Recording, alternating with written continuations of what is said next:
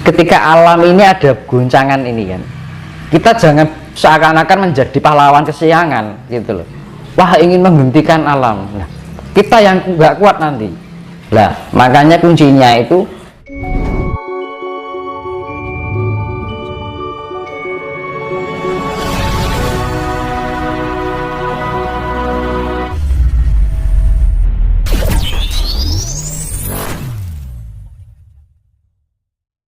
ini Mas, ada pertanyaan dari netizen.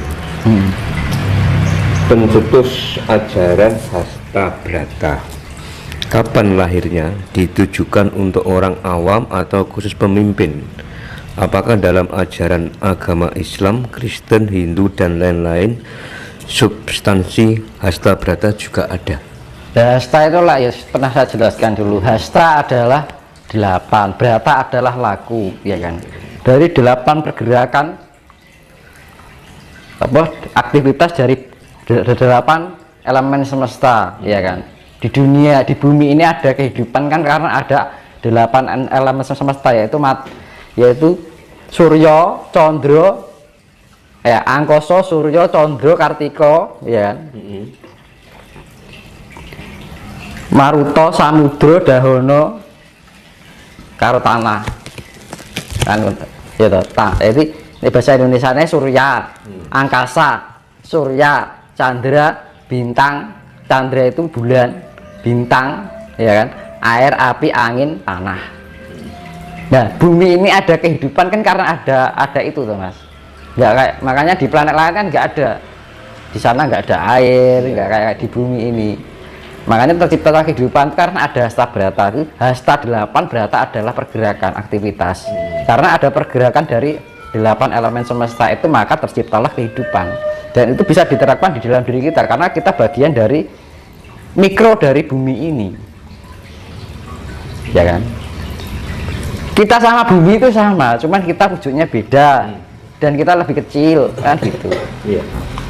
Ya kinerjanya unsur-unsurnya sama. Nah, kita tanpa angkasa mau di bumi ini mau bertempat di mana, ya kan? Bumi tidak ada kehidupan jika tidak ada air, sama seperti kita. Bumi tidak akan bisa ada kehidupan jika nggak ada udara, ya sama seperti kita. Ya toh Mas. Nah, itu penggambaran Hasta Brata itu adalah terciptanya kehidupan karena terjadi pergerakan 8 elemen semesta yang saling melengkapi. Ada pergerakan, aktivitas. Hasta Brata artinya itu teman, secara hakiki ya. 8 hasta, hasta 8, Brata itu laku. Artinya 8 pergerakan atau aktivitas dari 8 elemen semesta. Jadi sifatnya universal untuk bumi ini. Kan bumi ini ada kehidupan karena ada 8 itu. Coba kalau misalkan salah satu bulan dihilangi, bumi ini sudah kehilangan keseimbangan. Iya, makanya kalau kita sembah bulan itu manembah karo bulan ya ojo dianggap musyrik kan. Tanpa bulan ya kita nggak akan terjadi tercipta kehidupan di bumi, akan kehilangan keseimbangan bumi. Makanya kan kita di saat siang hari Sugeng Paulo Dumateng Bathara Surya, pada bulan Sugeng Paulo Dumateng Bathara Indra, Condro, Bathara Kartika itu bintang-bintang itu tadi, angkasa. Nah, kalau kita nggak ada angkasa mau hidup di mana kan gitu. Karena angkasa itu bagikan rumah dari alam semesta ini kan.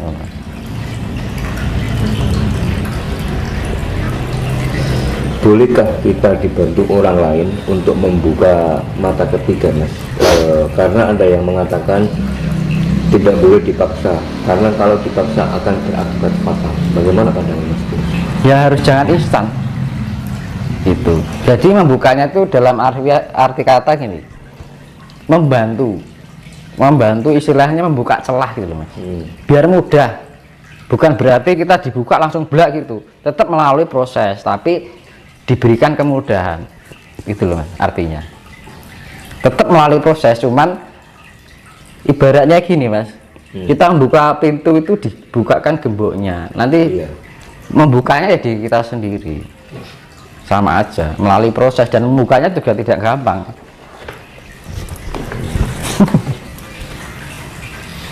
Berarti membuka gembok lah kan, maunya awalnya terkunci tertutup rapat dibukakan, gemboknya tinggal nanti membuka sendirinya, yang membuka ya diri kita kan. Makanya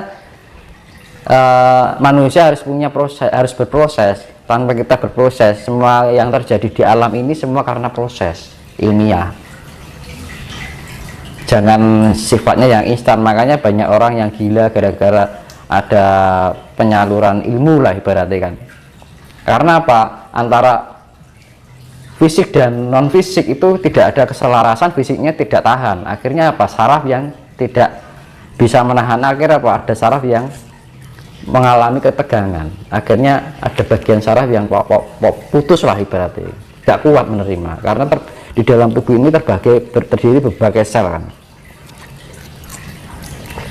Nah, saraf-saraf yang kita miliki untuk menerima energi yang tidak semestinya wadah ini belum bisa menampung ya nggak kuat, akhirnya gila-gila apa? Karena ada suatu bagian saraf yang putus.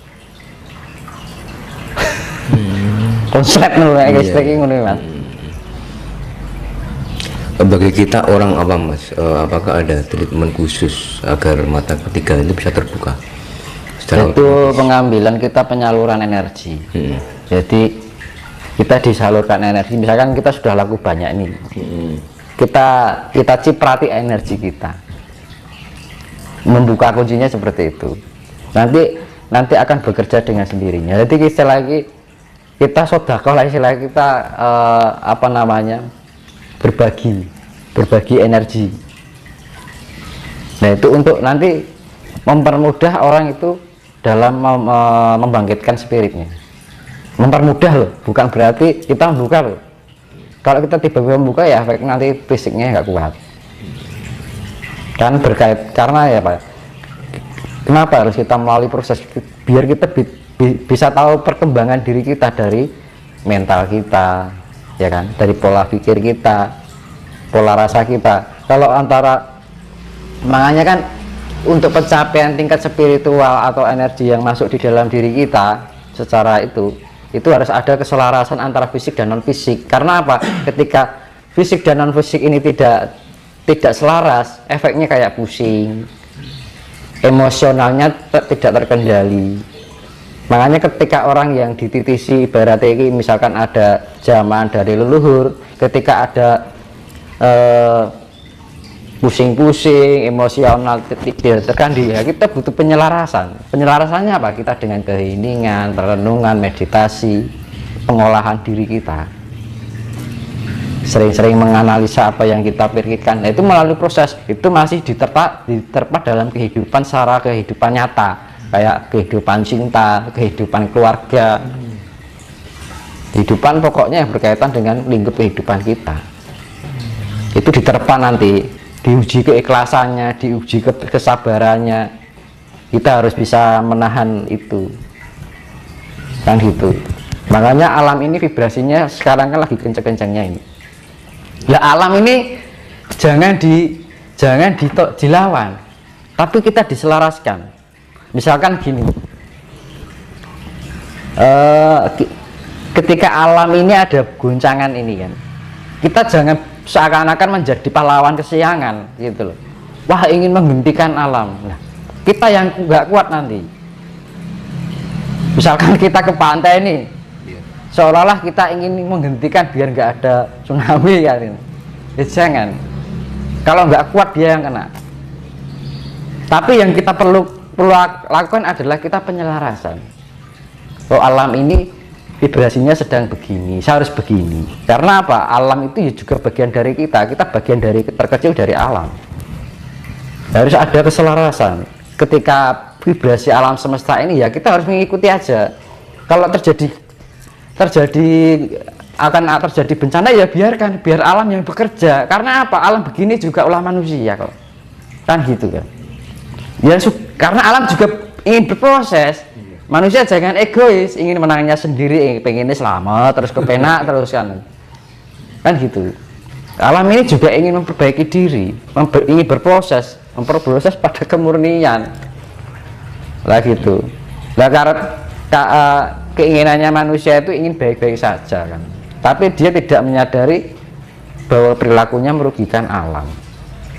Ketika alam sedang bencana, alam yang disalahkan, ingin dihentikan kan gitu. Ya biar alam bekerja, berproses.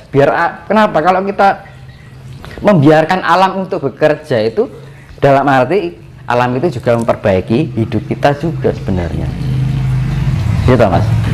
Atau kalau kita menghentikan alam ini biar tidak terjadi, dan terus kapan alam mau berproses? Selamanya akan dikuasai oleh angkara murka dan ketamakan dunia. Individualisme akan semakin menjadi-jadi, imperialisme akan menjadi-jadi, hedonisme akan semakin menjadi-jadi, kapitalisme akan semakin menjadi-jadi, akhirnya bumi hancur. Ya, kehancurannya gara-gara itu teman. Ya itu makanya butuh keselarasan, kemurnian, butuh ada pendekatan dengan alam. Kita harus bisa merasakan apa yang alam rasakan. Nah gitu. Nah karena apa? Nah kalau tanpa alam kita mau hidup dengan apa? Baru kita nggak minum 1 hari aja nggak, kita haus, butuh air, ya kan? Kita jalan kaki aja menginjak bumi. Nah, apa manusia menyadari itu? Kita coba kalau orang nggak punya nafas, gitu kan? Lah makanya kuncinya itu ojo sambat, ojo ngeresulo, jangan mengeluh. Hidup itu harus bisa selalu mensyukuri apapun yang keadaan. Nah kadang-kadang manusia itu sudah diberikan banyak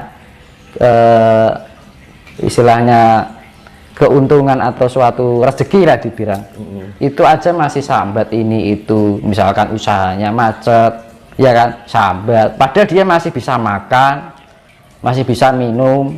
Nah itu kesadarannya di mana? Dari segi itu aja hilang kan gitu. Makanya orang Jawa itu selalu mendidik wong urip iku kudu narimo. Narimo tuh banyak dan sedikitnya itu harus diterima dengan bersyukur. Orang Jawa mendidik tidak menjadi pribadi yang ambisius, tapi alon-alon waton kelakon. Makanya di dalam Candi Cethok itu disimbolisasi adalah kura-kura bertempurung love, daun cinta. Kura-kura kan jalannya pelan-pelan, ya kan. Kura-kura kan simbol keabadian. Makanya ketika orang bisa menjalani kehidupan itu dengan sabar, ikhlas, orangnya akan panjang umur.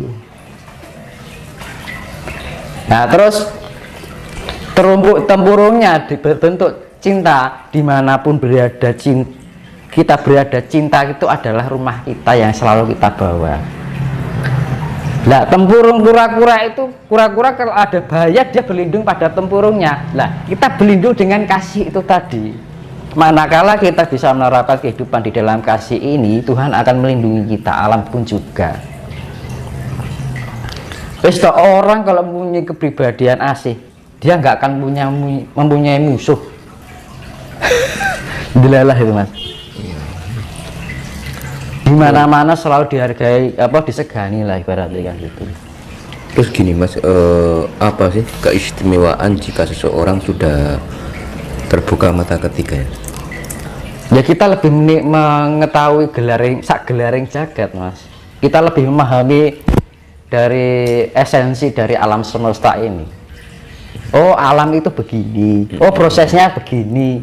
Jangan diarahkan hanya suatu hal yang mistis saja kan gitu. Nah itu loh, kadang-kadang hanya diarahkan hal yang sifatnya mistis, klenik kan gitu. Tapi kalau kita sudah terbuka oleh mata yang namanya mata ketiga, kita lebih bisa memahami esensi dari alam itu.